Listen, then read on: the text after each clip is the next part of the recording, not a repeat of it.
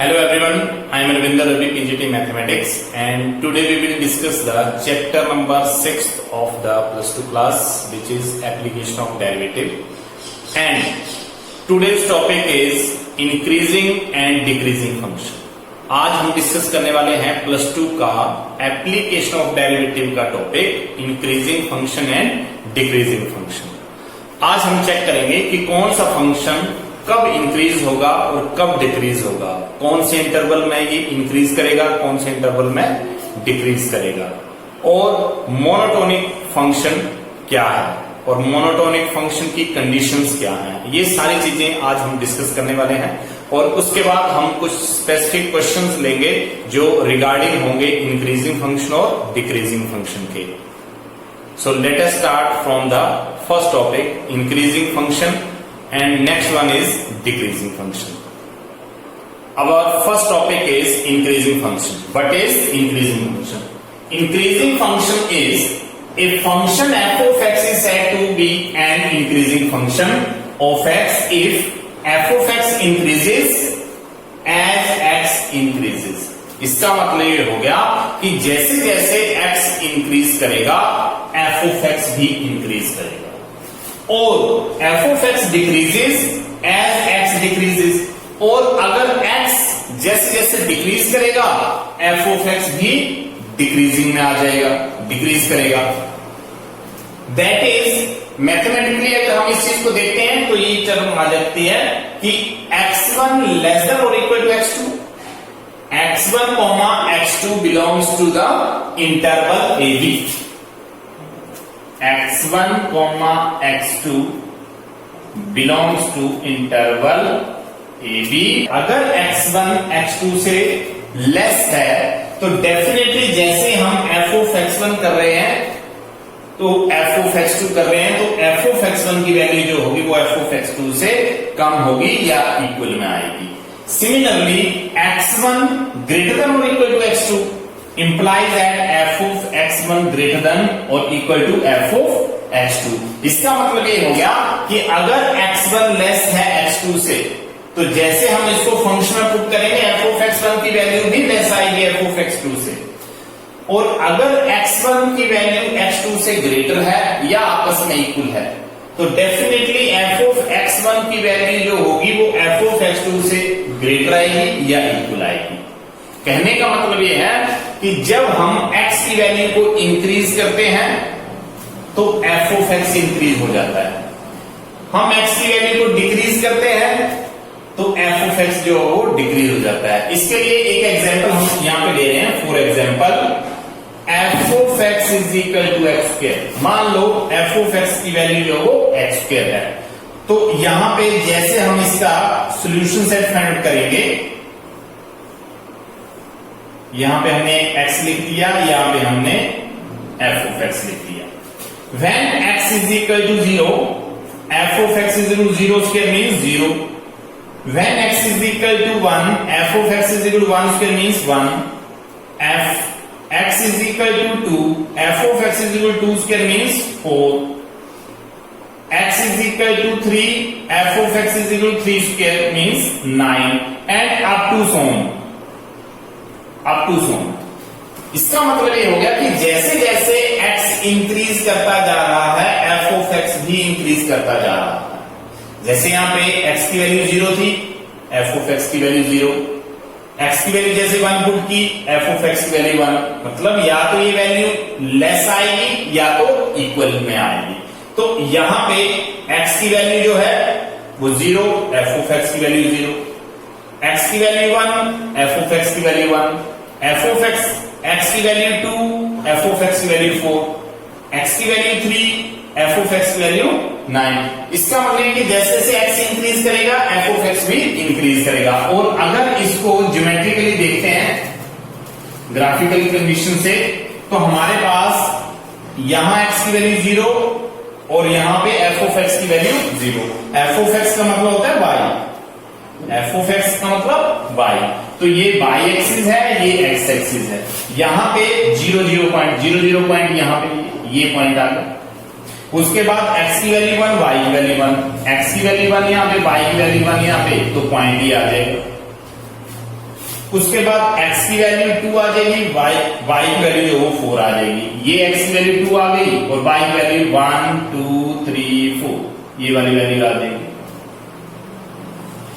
तो यहां से अगर हम ग्राफिकली देखें तो ये वैल्यू इस तरीके से जा रही है। यहां पे ये पॉइंट जो है वो आपके पास 2 4 है, ये पॉइंट 1,1 है और ये पॉइंट जो है वो 0,0 है।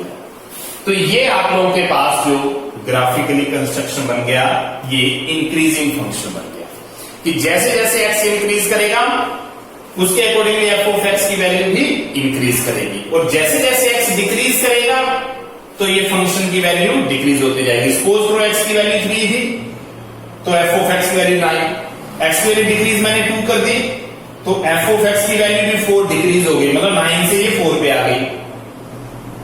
2 के बाद जैसे मैंने इसको 1 पुट किया ये 4 से 1 पे आ गई। इसका मतलब ये है कि जैसे जैसे x इंक्रीज करेगा, जैसे जैसे x इंक्रीज करेगा f ऑफ x भी इंक्रीज करेगा, और जैसे जैसे x डिक्रीज करेगा f ऑफ x की वैल्यू जो होगी वो डिक्रीज करेगी। And this is the increasing function, this is the increasing function. अब हम डिस्कस करने वाले हैं strictly increasing function, strictly increasing function. Now the next one is strictly increasing function, strictly increasing function. पहले हम डिस्कस कर रहे थे इंक्रीजिंग फंक्शन, अब हम डिस्कस कर रहे हैं स्ट्रिक्टली इंक्रीजिंग फंक्शन। इसमें थोड़ा सा फर्क है। A function f of x is said to be strictly increasing function of x if condition क्या है, x1 less than x2, x1 less than x2 मतलब x1 जो है वो x2 से लेस है, और x1 कोमा x2 जो है वो बिलोंग कर रहा है a कोमा b इंटरवल में, और a कोमा b इंटरवल में ही ये फंक्शन f ऑफ x जो होगा वो लाई कर रहा है। x1 less then x2, x1 की वैल्यू जो वो x2 से कम है, तो जैसे हम इसको फंक्शन में पुट करेंगे तो f ऑफ x1 की वैल्यू भी जो होगी वो f ऑफ x2 से लेस आएगी। इसका मतलब ये हो गया कि अगर x1 x2 से लेस है, यहां इक्वालिटी की टर्म नहीं है, क्योंकि जब यहां पे इक्वालिटी की टर्म थी तो स्ट्रिक्टली वर्ड नहीं था। जब हमने इंक्रीजिंग फंक्शन किया तो नोटेशन यहां पे इंक्रीजिंग फंक्शन के लिए, इंक्रीजिंग फंक्शन के लिए नोटेशन ऐसी थी, यहां पे इक्वल का साइन आ रहा था, लेकिन स्ट्रिक्टली इंक्रीजिंग फंक्शन पर यहां इक्वलिटी का साइन नहीं आएगा, यहां इक्वलिटी का साइन नहीं आएगा। इसका मतलब जस्ट हमें लेस देन की कंडीशन के लिए फॉलो करना है। x1 less than x2 implies that f of x1 less than f of x2, and when x1 greater than x2, जब x1 जो होगा वो x2 से ग्रेटर होगा तो इंप्लाइज करके रिजल्ट आ रहा है कि f of x1 जो है वो ग्रेटर होगा f of x2 के साथ। कहने का मतलब ये है, लास्ट में कंक्लूजन ये है कि strictly increasing function and increasing function में इक्वालिटी का फर्क आ रहा है, बाकी सेम चीजें हैं। बाकी जो टर्म इंक्रीजिंग फंक्शन के लिए यूज कर रहे हैं वो ही हम स्ट्रिक्टली के लिए यूज कर रहे हैं। सिर्फ फर्क यहां पे आ रहा है कि स्ट्रिक्टली में यहां पे इक्वालिटी का साइन नहीं है, यहां पे इक्वालिटी का साइन नहीं है, जो कि हम इंक्रीजिंग फंक्शन के लिए इक्वालिटी लगा रहे हैं। इंक्रीजिंग फंक्शन में क्या हो रहा था कि x1 लेस देन और equal to x2 imply that f of x1 less than और equal to f of x2, तो यहां पे इक्वालिटी का साइन आ रहा था। स्ट्रिक्टली इंक्रीजिंग फंक्शन में इक्वालिटी का साइन नहीं आएगा। तो ये हमारे पास इंक्रीजिंग फंक्शन और स्ट्रिक्टली इंक्रीजिंग फंक्शन की डेफिनेशंस आ गई हैं। अब कंक्लूजन इन दोनों का ये है कि इन दोनों ही टर्म्स में जब हम डेरिवेटिव की कंडीशन करेंगे, डेरिवेटिव की कंडीशन कौन है, f dash x greater than और equal to 0 and f dash x greater than 0। इसका मतलब यह है कि जहां फंक्शन इंक्रीजिंग फंक्शन की बात हो रही है तो ये इंक्रीजिंग फंक्शन ही है, ये है increasing function. Increasing function. Increasing function का मतलब ये है कि जब हम फंक्शन का डेरिवेटिव ले रहे हैं और वो डेरिवेटिव या तो जीरो के इक्वल आएगा या जीरो से ग्रेटर आएगा, मतलब कोई पॉजिटिव वैल्यू आएगी। डेरिवेटिव लेने पर फंक्शन या तो जीरो के इक्वल आ जाएगा डेरिवेटिव जो है फंक्शन का, या तो जीरो से ग्रेटर, मतलब कोई पॉजिटिव वैल्यू आ जाएगी, तो वो फंक्शन इंक्रीजिंग फंक्शन में चला जाएगा।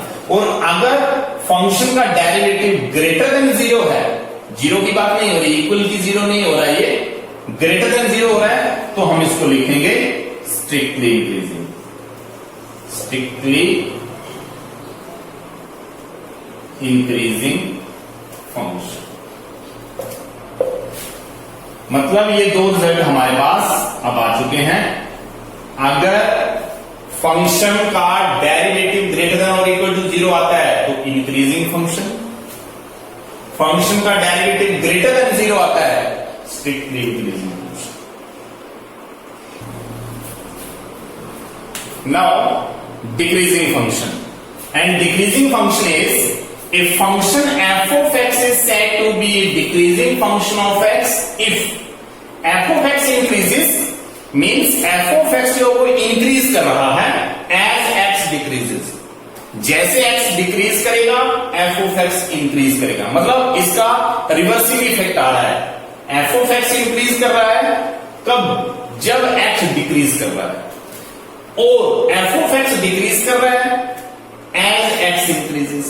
इसका मतलब यह है कि x इंक्रीज करेगा तो f of x डिक्रीज करेगा, और अगर x डिक्रीज करेगा तो f of x इंक्रीज करेगा। इसका मतलब ये हो गया कि x डिक्रीज करेगा f of x इंक्रीज करेगा, रिवर्सिंग में x इंक्रीज करेगा f of x डिक्रीज करेगा। और दैट इज हम यहां से लिख सकते हैं रिजल्ट कि जहां डिक्रीजिंग फंक्शन की बात हो रही है, इक्वलिटी के साइन है यहाँ पे देखिए आप लोग। इससे नेक्स्ट टॉपिक हमारा स्ट्रिक्टली डिक्रीजिंग भी रहेगा, वहां पे इक्वलिटी के साइन हट जाएंगे। तो यहाँ पे x1 लेस देन और इक्वल टू x2, अगर x1 की वैल्यू x2 से इक्वल है या x2 से x1 की वैल्यू जो वो लेस है, तो डेफिनेटली f of x1 जो होगा वो greater than of f of x2 आ जाएगा, या f of x1 is equal to f of x2 आ जाएगा। इसका मतलब या तो x1 लेस x2 और इक्वल टू x2, तो f of x1 greater than और equal to f of x2, मतलब उल्टा आ रहा है। अगर x1 की वैल्यू यहां पे लेस देन और इक्वल टू आ रही है, तो यहां f of x1 की वैल्यू जो वो ग्रेटर देन और इक्वल टू आ रही है। दूसरे केस में x1 ग्रेटर देन और इक्वल टू x2, यहां पर x1 की वैल्यू जो वो x2 के इक्वल भी हो सकती है, ग्रेटर भी हो सकती है। Implies f of x1 less than और equal to f of x2, means यहां पे x1 की वैल्यू जो ग्रेटर है x2 से, और यहां पे क्या हो रहा है कि x1 f of x1 की वैल्यू जो वो लेस आ रही है f of x2 से। तो यहां पे ये वाली टर्म डिक्रीजिंग फंक्शन के लिए यूज हो रही है कि अगर x इंक्रीज कर रहा है तो f of x जो होगा वो डिक्रीज करेगा, और अगर x डिक्रीज कर रहा है तो f of x जो है वो इंक्रीज करेगा। और यहाँ x1 लेस देन x2 है, तो जैसे फंक्शन पुट करेंगे f of x की जो वैल्यू आएगी वो ग्रेटर आएगी f of x2 से, और यहाँ पे ग्रेटर के लिए यहाँ वैल्यू लेस में चेंज हो जाएगी। तो ये हमारे पास डिक्रीजिंग फंक्शन है। इसका एक एग्जाम्पल हम लिख सकते हैं, फॉर एग्जाम्पल कि f of x is equal to cos x, f of x is equal to cos x। ये मैंने f of x cos x ले लिया, और जैसे मैं इसका सोल्यूशन सेट फाइंड आउट करूंगा तो मेरे पास रिजल्ट आएगा ये x है और ये f of x है। When x is equal to 0, when x is equal to 0, जैसे मैंने इसको 0 पुट किया, cos 0 means 1। When x is equal to 30 degree, cos 30 degree की वैल्यू अगर लिखते हैं cos पाई अपॉन 6, अगर मैं यहाँ पे 30 डिग्री यूज करता हूं, cos 30 डिग्री यूज करता हूं, तो ये वैल्यू आती है √3/2। x की वैल्यू पाई अपॉन 4 मतलब 45, cos 45 की वैल्यू आ गई 1/√2। x की वैल्यू मैं यहां पर पुट करता हूं 60, जैसे x की वैल्यू 60 पुट करेंगे f of x की वैल्यू 1/2 आ जाएगी। x की वैल्यू 90, f of x की वैल्यू 0 रहेगी। इसका मतलब ये हो गया कि जैसे जैसे एंगल बढ़ता गया ये वैल्यू जो है वो डिक्रीज होती गई। तो यहां पे अगर इसका ग्राफिकल देखें तो यहां पे आप लोगों के पास ये 90 का है, ये π/6, π/4, π/3, π/2।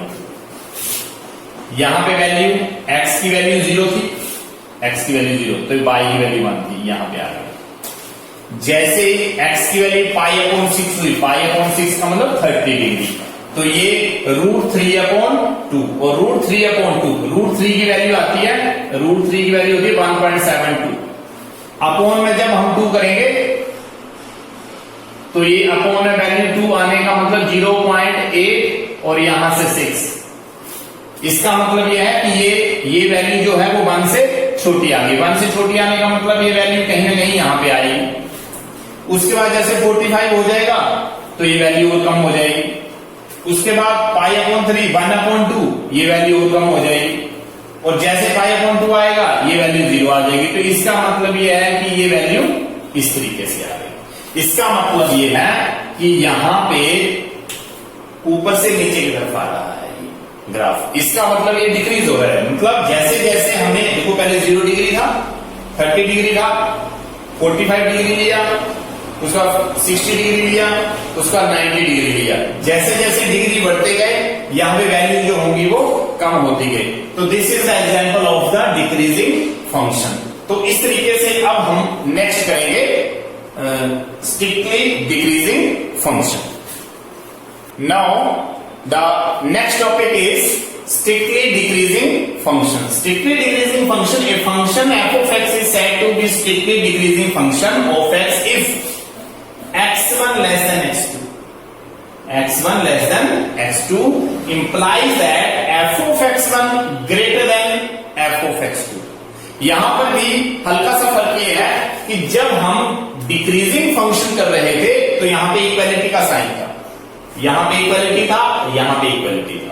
इसका मतलब ये था कि वहां पर x1 और x2 इक्वल भी हो सकते हैं, लेकिन जहां स्ट्रिक्टली डिक्रीजिंग फंक्शन की बात हो रही है वहां पर x1 की वैल्यू x2 से लेस होगी। x1 if x1 less then x2 implies that f of x1 greater than f of x2. अगर x1 की वैल्यू लेस है x2 से तो जैसे फंक्शन पुट करेंगे फंक्शन की वैल्यू ग्रेटर हो जाएगी f of x2 से। And x1 greater then x2, और अगर x1 की वैल्यू x2 से ग्रेटर है तो फंक्शन में पुट करते ये वैल्यू लेस आ जाएगी, f of x1 less then f of x2। तो कंक्लूजन यहां से ये निकल रहा है कि जब हम स्ट्रिक्टली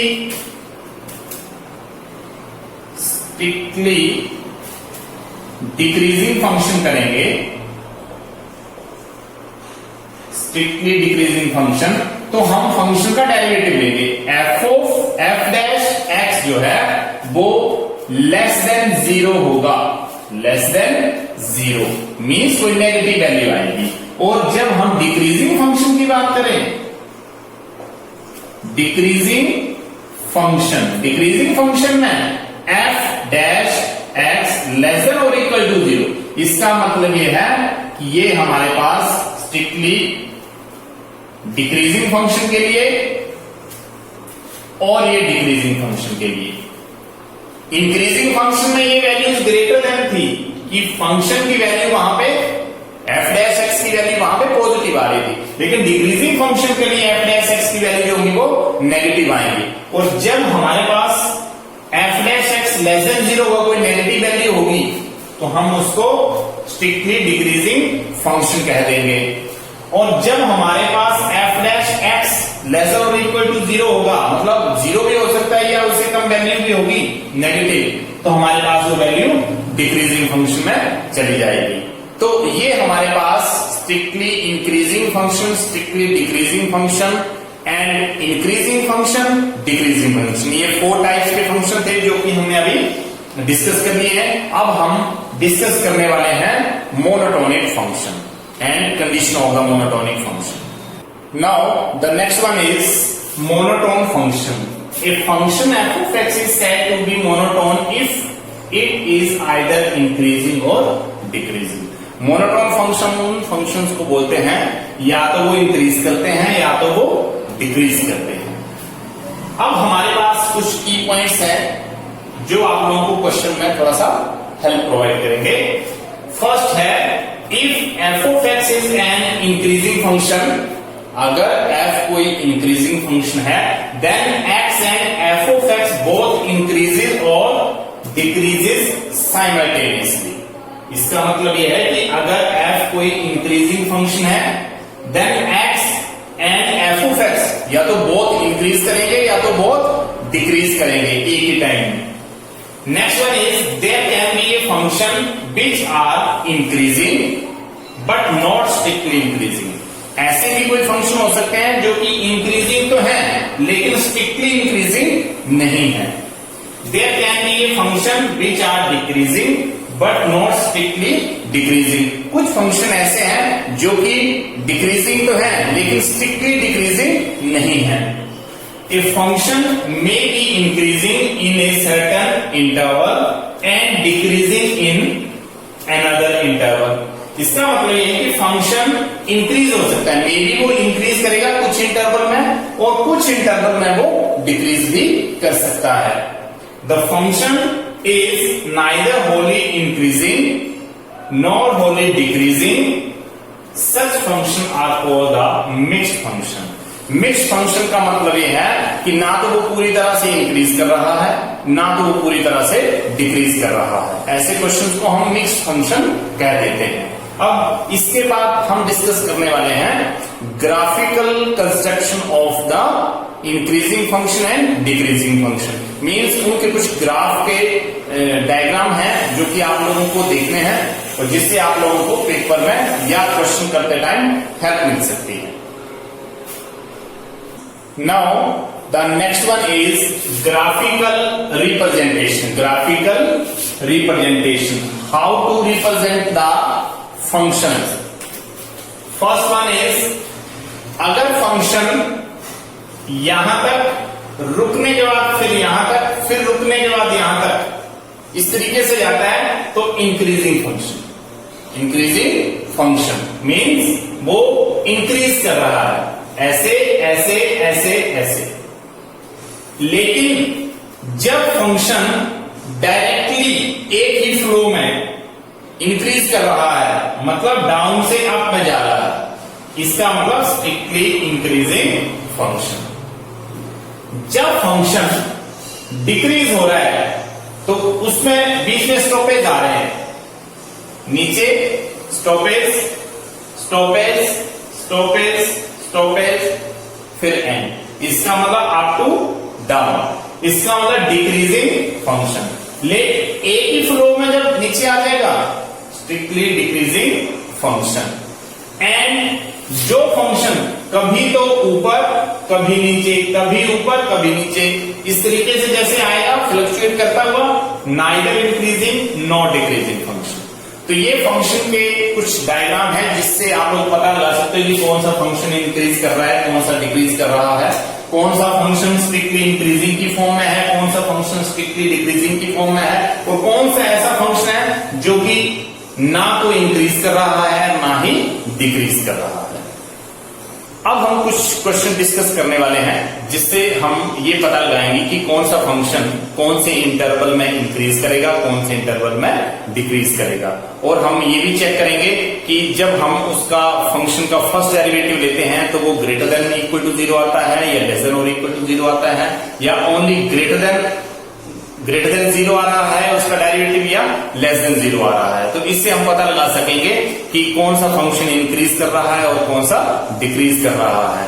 और हम इंटरवल का भी पता लगाएंगे कुछ क्वेश्चंस में कि कौन से इंटरवल में फंक्शन जो होते हैं वो इंक्रीज करते हैं और कौन से में डिक्रीज करते हैं। तो कुछ क्वेश्चन अब हम डिस्कस करने वाले हैं। So first question is, our first question is, show that the function f of x is equal to 2x plus 5 is a strictly increasing function on R.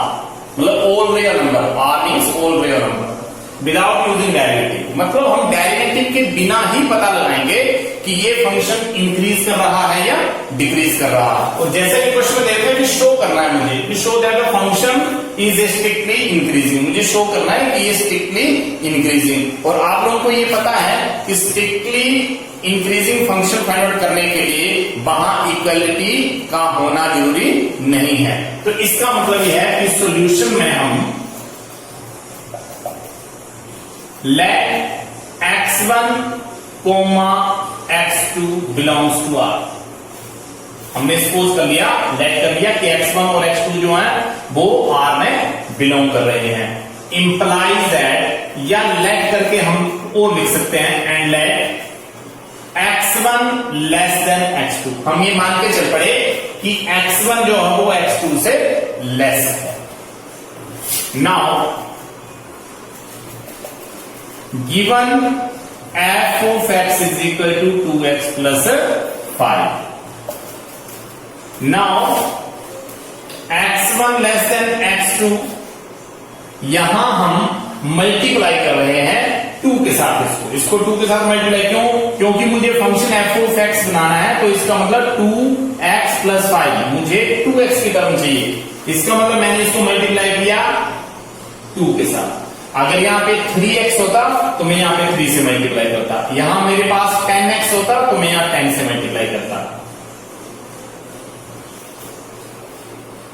By multiply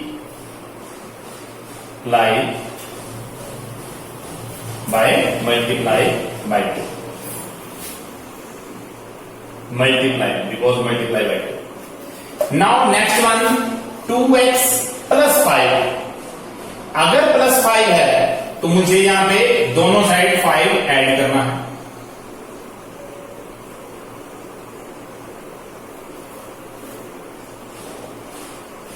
adding 5 both side. अगर यहां पे 10 होता तो मैं यहां पे दोनों side 10 add करता।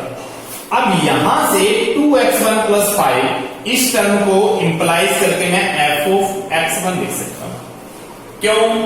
क्योंकि यहां पे अगर x है तो यहां पे x है, अगर मेरे पास यहां पे x1 की नोटेशन आ गई तो यहां पे डेफिनेटली x को x1 से चेंज किया होगा, ये f of x1 और less than f of x2।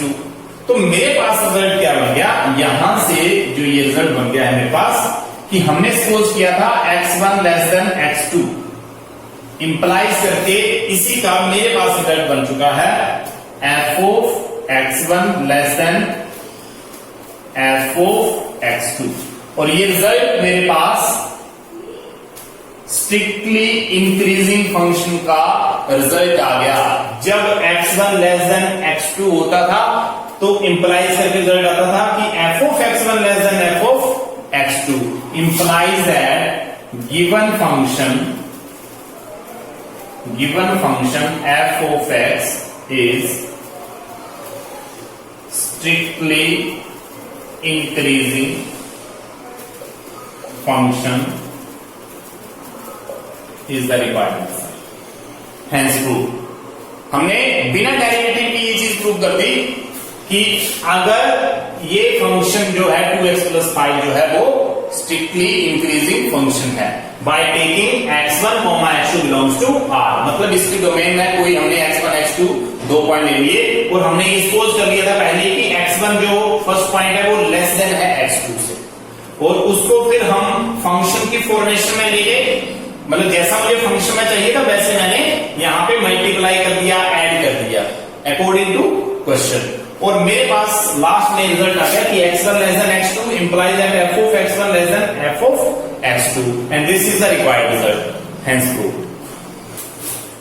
Our next question is determine whether the function f of x is equal to x plus sin x।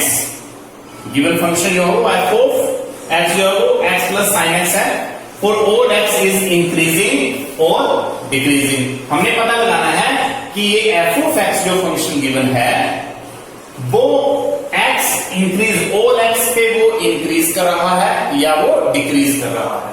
तो सॉल्यूशन में लिखेंगे given f of x is equal to x plus sin x, और जैसा कि हमने observation में ये लिखा था कि जब हम स्ट्रिक्टली इंक्रीजिंग के लिए करेंगे या स्ट्रिक्टली डिक्रीजिंग के लिए या इंक्रीजिंग और डिक्रीजिंग के लिए करेंगे, तो सबसे पहले हम फंक्शन का डेरिवेटिव लेंगे। तो फंक्शन का डेरिवेटिव करते time derivative with respect to x, जैसे मैंने f डैश x किया, x का डेरिवेटिव 1 आ गया और प्लस साइन का डेरिवेटिव जो वो cos आ गया। अब मुझे ये पता लगाना है कि अगर मेरे पास f dash x greater than और इक्वल टू 0 आ जाता है तो ये टर्म इंक्रीजिंग की बनती है, इंक्रीजिंग फंक्शन। और अगर f dash x less than और इक्वल टू 0 आ जाता है तो ये डिक्रीजिंग फंक्शन बनता है। अगर f dash x less than greater than 0 आता है तो ये स्ट्रिक्टली इंक्रीजिंग फंक्शन बनता है। अगर f dash x less than 0 बनता है तो ये स्ट्रिक्टली डिक्रीजिंग फंक्शन बनता है। ये मेरे पास 4 कंडीशंस है। अगर डेरिवेटिव ग्रेटर देन और इक्वल टू 0 है तो function increasing function, derivative f dash x less than और इक्वल टू 0 है तो decreasing function, derivative greater than 0 है strictly increasing function, derivative less than 0 है स्ट्रिक्टली डिक्रीजिंग फंक्शन। तो यहां से हम ये पता लगाएंगे कि 1 तो पॉजिटिव वैल्यू है, 1 हमारे पास पॉजिटिव वैल्यू जो कि 0 से ग्रेटर है, प्लस कोस। अब हमें पता लगाना है कि कोस की वैल्यू नेगेटिव आ सकती है, पॉजिटिव आ सकती है, 0 आ सकती है, क्या है। तो हम लिखेंगे कि बिकॉज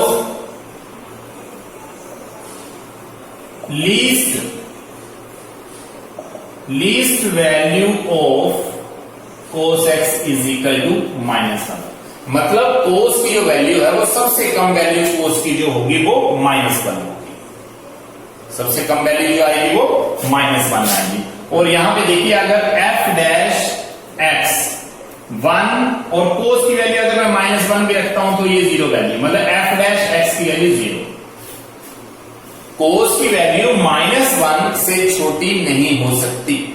इसका मतलब -1 से वैल्यू 1 तक आएगी। cos की वैल्यू जो होगी, cos की जो वैल्यू आएगी उसकी जो रेंज आएगी, cos थीटा जो बिलोंग करेगा ऐसे -1 to 1, मतलब cos की वैल्यू जो होगी वो -1 और 1 के बीच में ही रहेगी। तो मिनिमम वैल्यू जो वो -1 आ रही है और -1 पुट करने पर भी मेरे पास f डैश x की वैल्यू जो वो 0 आ रही है। तो ऑब्वियस सी बात है कि 1 प्लस समथिंग करेंगे तो पॉजिटिव वैल्यू आएगी और यहां पे 1 -1 करेंगे तो 0। इसका मतलब f डैश x की मिनिमम वैल्यू जो वो 0 है। अगर cos की वैल्यू मैंने 0 के अलावा और भी पुट कर दिया, मैंने -1 के अलावा यहाँ पे वो कोई वैल्यू पुट कर दी, -1/2 कर दिया, या सपोज कर मैंने 0 पुट कर दिया, या मैंने 1.5 पुट कर दिया, कुछ भी पुट करेंगे तो डेफिनेटली वैल्यू पॉजिटिव वैल्यू आएगी। तो यहां से मेरे पास रिजल्ट ये बन गया कि least value of cos x is equal to -1, तो f डैश x की वैल्यू या तो आएगी 0 या तो आएगी 0 से ग्रेटर। तो यहां से रिजल्ट ये बन रहा है कि f डैश x जो है वो या तो 0 हो सकता है जब वैल्यू -1 की इक्वल आएगी, और ऑब्वियस सी बात है -1 के ज्यादा वैल्यू होगी cos x की, -1 से 1 के बीच में, क्योंकि इससे कम तो हो नहीं सकती है। तो इसका मतलब ये है कि 1 plus something it means positive value, 1 plus something means positive value. इसका मतलब 0 से छोटी वैल्यू नहीं आ सकती। f dash x greater than और इक्वल टू 0 आ गया तो हमारे पास कंडीशन बन गई, ये वाली कंडीशन जो वो ये बन रही है। तो इंप्लाइज करके हम लिख सकते हैं, implies that f of x is increasing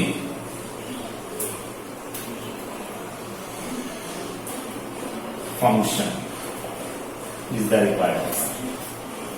मतलब हमने फंक्शन का डेरिवेटिव किया और हमने बात ये चेक किया कि इसकी मिनिमम वैल्यू जो वो कितनी आई। तो मिनिमम वैल्यू हमारे पास आ रही थी 0 और मैक्सिमम वैल्यू जो वो इससे ज्यादा ही आएगी। तो ऑब्वियस सी बात है कि हमारे पास जो कंडीशन बन रही है वो f dash x greater than और इक्वल टू 0 की बन रही है। तो फंक्शन जो होगा वो इंक्रीजिंग फंक्शन में चला जाएगा। तो f of x is increasing function is the required answer. Now our next question is show that y is equal to log of 1 plus x minus 2x upon 2 plus x comma x greater than -1 means x की value वो -1 से greater होनी चाहिए। Is an increasing function throughout its domain. इसका मतलब यह है कि अगर x की वैल्यू -1 से ग्रेटर ली जाए तो ये बाई फंक्शन जो है वो एक इंक्रीजिंग फंक्शन होगा। बाई जो वो एक इंक्रीजिंग फंक्शन होगा। तो सॉल्यूशन में हम सबसे पहले लिखेंगे given function y is equal to log of 1 plus x minus 2x upon 2 plus x.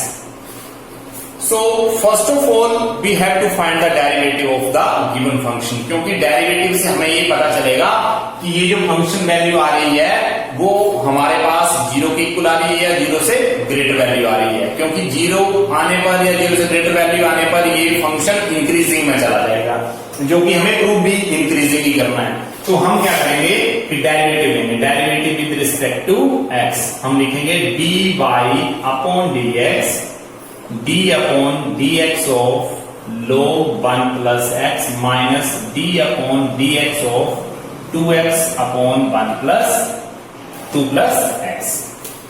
अब यहां पे जैसे हम डेरिवेटिव ले रहे हैं dy upon dx, log of 1 plus x का डेरिवेटिव आएगा 1 plus x, 1 upon 1 plus x, ये log x का डेरिवेटिव आ गया, इनटू चेन रूल से 1 प्लस एक्स का डेरिवेटिव आगे होगा जो कि 1 आएगा, क्योंकि 1 का डेरिवेटिव 0 और x का डेरिवेटिव 1 आ जाएगा। और माइनस यहां हमारे पास एक रेशनल फंक्शन बन गया है जिसको मैं क्वोशिएंट रूल से फाइंड आउट करूंगा। 2 प्लस एक्स होल स्क्वायर, अब 2 plus x as it is and derivative of 2x numerator का, और माइनस करके 2x अब एज इट इज न्यूमरेटर और डेरिवेटिव आएगा आपके पास 2 प्लस एक्स का। तो यहां से इसको सोल्व करेंगे, हमारे पास रिजल्ट आएगा 1 प्लस एक्स माइनस यहां डिनोमिनेटर का स्क्वायर एज इट इज लिखेंगे 2 plus x as it is, derivative of 2x means 2 minus 2x, और यहां से 2 का डेरिवेटिव 0 बन जाएगा और x का डेरिवेटिव 1 बन जाएगा यहां पे। अब हमारे पास नेक्स्ट स्टेप आ जाएगा 1 upon 1 plus x minus 2 plus x whole square. Denominator को मैंने एज इट इज लिख दिया और न्यूमरेटर में इस 2 से मल्टीप्लाई करेंगे, 2 इंटू 2 करेंगे 4 प्लस 2 को x से करेंगे 2x आएगा, माइनस के 2x आएंगे।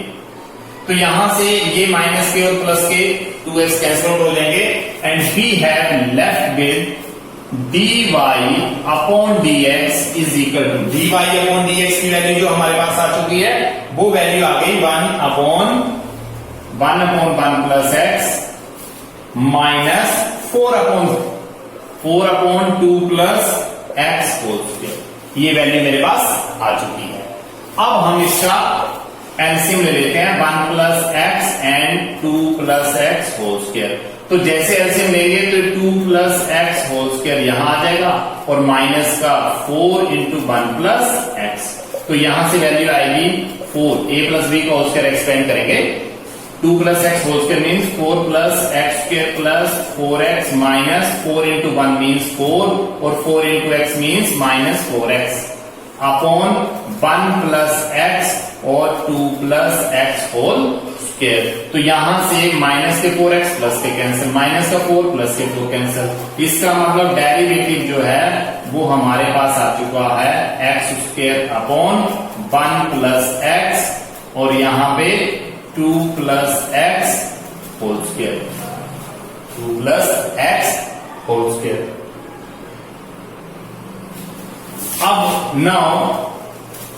अब ये कह रहे हैं कि x की वैल्यू जो है x ग्रेटर देन -1, x की वैल्यू -1 से ग्रेटर होनी चाहिए। x की वैल्यू जो -1 से ग्रेटर होनी है, -1 नहीं लेनी हमें x की वैल्यू -1 से कोई और वैल्यू ग्रेटर लेनी है। तो हम ये लिख सकते हैं कि dy upon dx at x greater than -1, मैंने x की वैल्यू ग्रेटर देन -1 ले ली, तो आप ये देखेंगे कि अगर मैं -1 से ग्रेटर कोई भी वैल्यू यहां पे रखता हूं तो ये वैल्यू पॉजिटिव वैल्यू बनेगी, और यहां मैं -1 से ज्यादा वैल्यू यहां पे रखता हूं तो ऑब्वियस सी बात है ये भी पॉजिटिव वैल्यू आएगी। क्यों? सपोज करिए कि -1 यहां पे ये वैल्यू 0 है, ये 1 है, ये 2 है, ये -1 से ग्रेटर वैल्यू, -1 से ग्रेटर वैल्यू का मतलब क्या है कि या तो -1/2 आएंगे, 0 आएगा, 1 2 3 जो भी। सपोज करो हमने 0 पुट कर दिया, तो मैं अगर इसको 0 भी पुट कर रहा हूं तो भी मेरे पास यहाँ पे 0² मींस 0 अपॉन समथिंग, मतलब ये मिनिमम वैल्यू जो मेरे पास आ रही है, इसको ग्रेटर देन -1 लेने पर इसकी वैल्यू मिनिमम भी आएगी तो 0 आएगी, या तो ये वैल्यू 0 आएगी या तो वैल्यू जो होगी वो कोई और पॉजिटिव वैल्यू होगी। क्यों? क्योंकि 0 पुट करिए, अगर यहां पे हम 0 पुट कर रहे हैं, यहां पे कर रहे हैं, सपोज करो मैंने 0 का स्क्वायर कर दिया और यहां पे 1 + 0 कर दिया और यहां पे 2 + 0 होल स्क्वायर, तो यहां पे ये वैल्यू 0² मतलब 0 अपॉन यहां पे 1 और यहां पे 4 बनेगा, 1 × 4 मतलब 4, 0/4 मीन्स 4 वैल्यू। तो यहां से मिनिमम वैल्यू जो आ रही है वो आ रही है हमारे पास 0, और अगर मैं कोई और वैल्यू पुट करता हूं तो डेफिनेटली कोई पॉजिटिव वैल्यू आएगी, तो इसका मैं dy/dx जो है वो ग्रेटर देन और इक्वल टू 0 आ रहा है, और ग्रेटर देन और इक्वल टू 0 आने का मतलब ये हो गया कि जो गिवन फंक्शन हमारे पास था वो इंक्रीज की टर्म में चला गया। क्यों? क्योंकि ये नोटेशन बन गई कि डेरिवेटिव जो है वो ग्रेटर देन और इक्वल टू 0 आ रहा है, तो इंप्लाइज करके हम लिख सकते हैं कि implies y is a increasing function,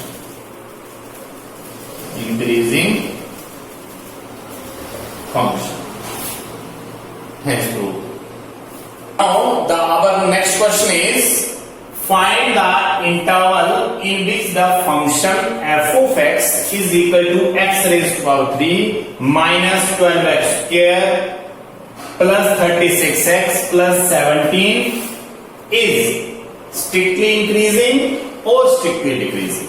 ये एक इंपॉर्टेंट क्वेश्चन है जो कि अक्सर एग्जाम में आता है कि हमें गिवन फंक्शन का पता लगाना है और उसके इंटरवल्स फाइंड आउट करने हैं, कौन से इंटरवल में ये फंक्शन इंक्रीज करेगा और कौन से इंटरवल में ये फंक्शन डिक्रीज करेगा।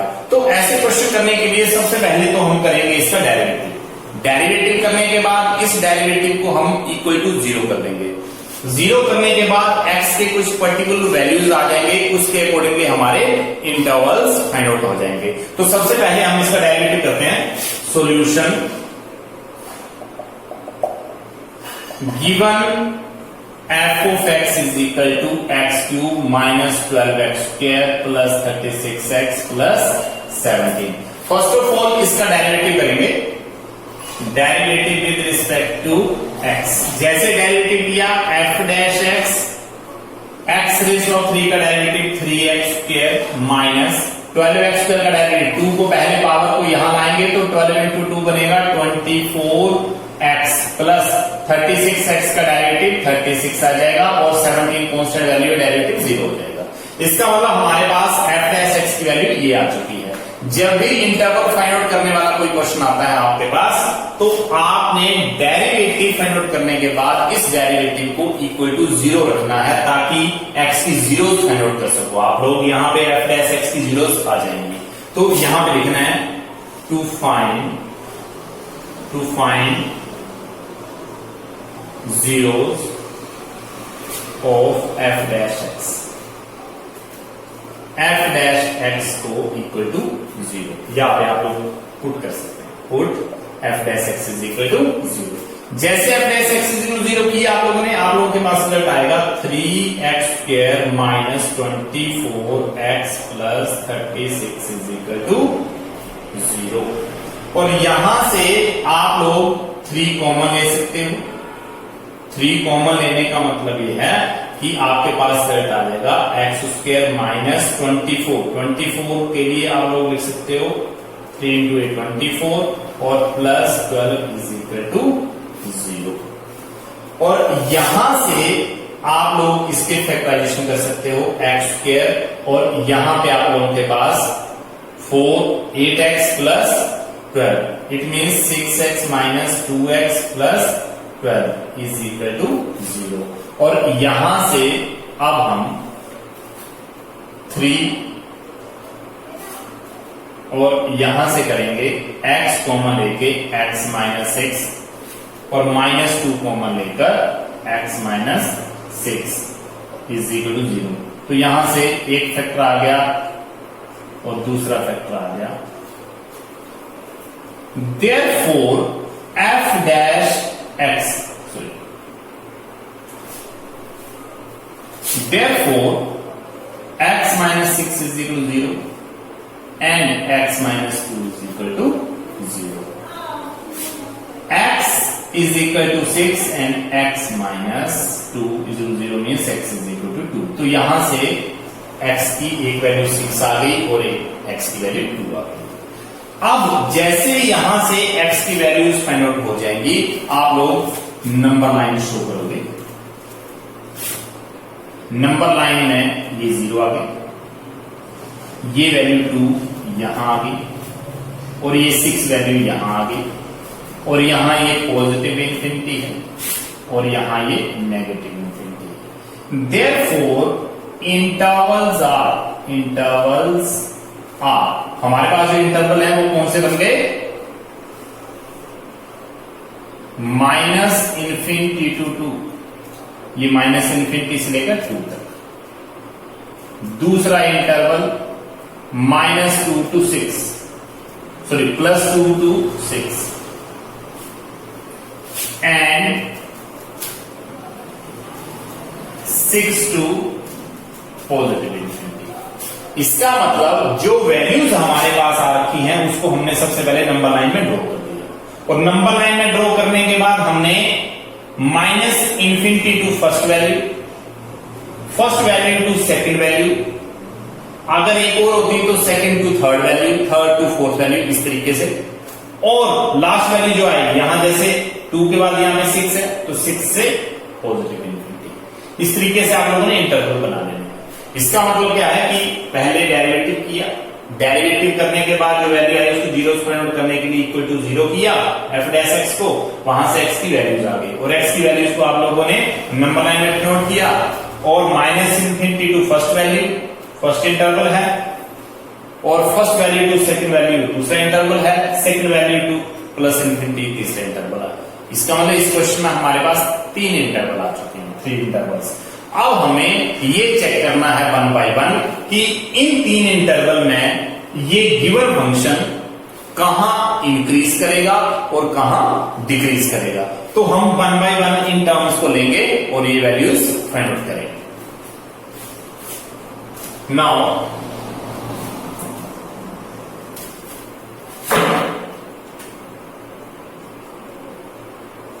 f डैश x को हम लिख सकते हैं, क्यों? क्योंकि f डैश x इसके जो फैक्टराइजेशन हमने की है वो ये वैल्यू ही आ गई, 3x square minus 24x plus 36, जिसको मैं इंप्लाइज करके या और करके लिख सकता हूं f dash x is equal to 3 into x minus 6 x minus 2। तो ये मेरे पास रिजल्ट आ चुका है।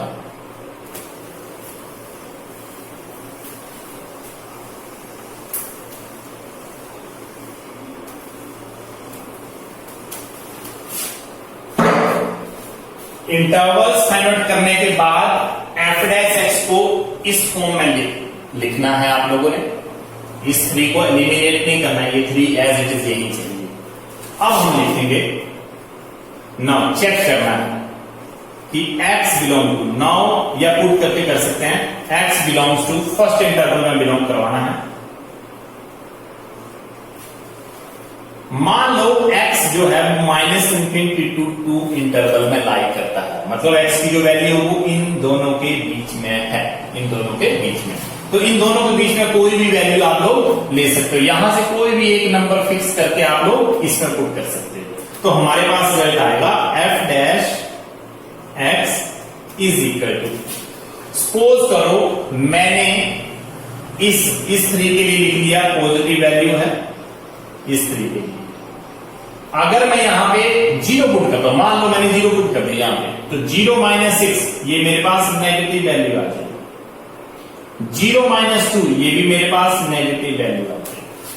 ये जरूरी नहीं है कि आप लोगों ने 0 पुट करना है, आप लोग 0 के अलावा कुछ और भी पुट कर सकते हो। सपोज करो यहां पे ये वाली वैल्यू जो है 0 और ये 1 और ये 2 है, तो ये आप 1 भी पुट कर सकते हो। 3 पॉजिटिव वैल्यू है, 1 - 6 मतलब -5 negative value, 1 - 2 means minus value आएगी आपके पास, -1 - 2 मीन्स -1 नेगेटिव वैल्यू।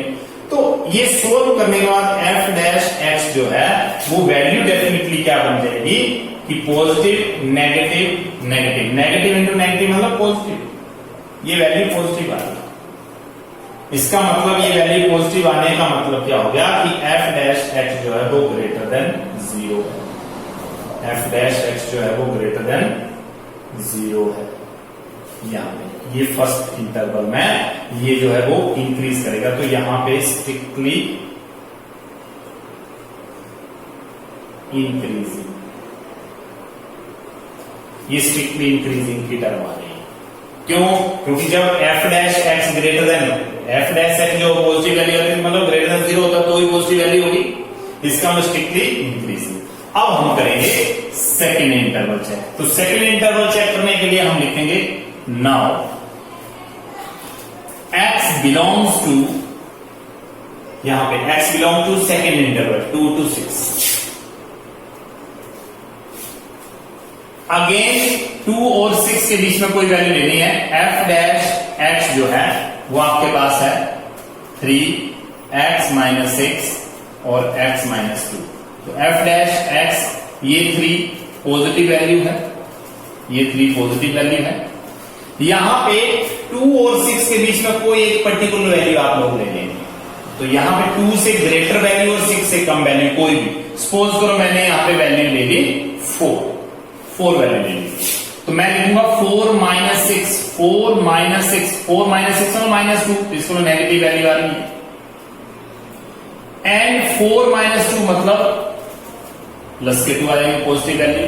तो यहां से इसको सोल्व करने के बाद रिजल्ट पॉजिटिव नेगेटिव पॉजिटिव, इसका मतलब ये वैल्यू नेगेटिव आ जाएगी, इसका मतलब f डैश x जो है वो नेगेटिव, और नेगेटिव आने का मतलब क्या हो गया कि f डैश x जो है वो लेस देन 0 आ रहा है, तो ये हमारे पास दूसरा रिजल्ट आ गया। और यहां पे हम लिखेंगे स्ट्रिक्टली डिक्रीजिंग, स्ट्रिक्टली डिक्रीजिंग। अब हम थर्ड वाला इंटरवल चेक करेंगे, तो इसके लिए लिखेंगे now x belongs to third वाला इंटरवल 6 to infinity, और 6 to infinity के लिए अब हम f डैश x 3, x - 6 और x - 2 पे जाएंगे, तो 3 पॉजिटिव वैल्यू है, 6 से इंफिनिटी के बीच में कोई भी एक पर्टिकुलर वैल्यू आप लोग ले सकते हो। सपोज करो मैंने यहाँ पे वैल्यू 10 ले ली, मैंने 10 वैल्यू ले ली, तो यहां से 10 पुट करेंगे, 10 - 6 means 4 positive value, 10 - 2 means 8 positive value, तो इसका मतलब ये वैल्यू पॉजिटिव आएगी। f डैश x की पॉजिटिव वैल्यू आने का मतलब f डैश x जो है वो ग्रेटर देन 0 है, तो ये वाला जो टर्म आपके पास आ गया वो आ गया स्ट्रिक्टली इंक्रीजिंग, स्ट्रिक्टली इंक्रीजिंग। इसका मतलब ये है, इसका मतलब ये हो गया कि इस इंटरवल में इंक्रीजिंग, इस इंटरवल में इंक्रीजिंग, इस इंटरवल में डिक्रीजिंग और इस इंटरवल में इंक्रीजिंग। तो हम लिख सकते हैं कि implies that f of x is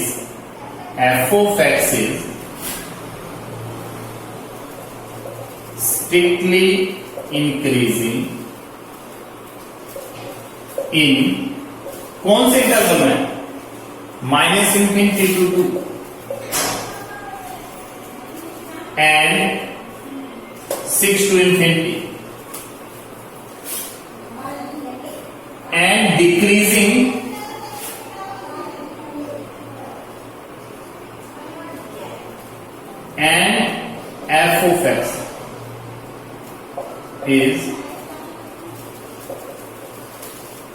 strictly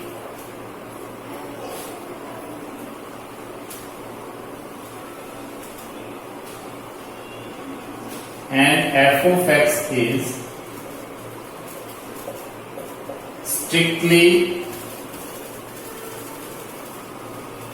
decreasing in 2 to 6 और एट लास्ट हम इसको इस फॉर्म में लिख सकते हैं कि f of x is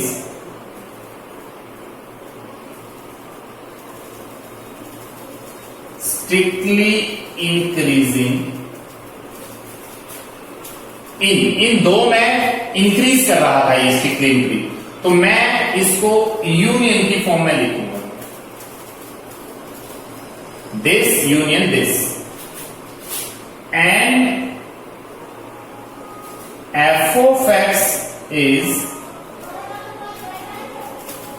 strictly decreasing